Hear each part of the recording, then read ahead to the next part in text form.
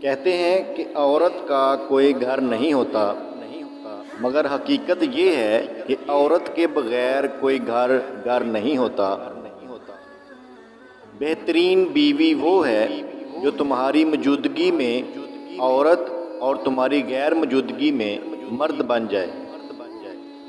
سر پر دوپٹہ رکھنے سے عورت اللہ کی رحمت کے سائے میں رہتی ہے۔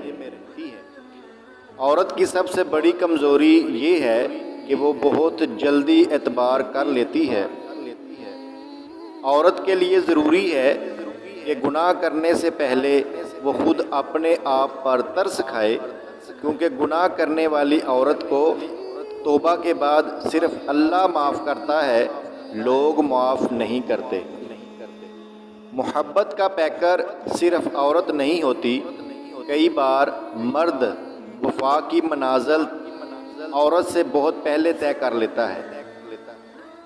عورت اگر بیٹی ہے تو رحمت، اگر بیوی ہے تو شوہر کے نصف ایمان کی وارث، اگر ماں ہے تو اس کے قدموں تلے جنت ہے۔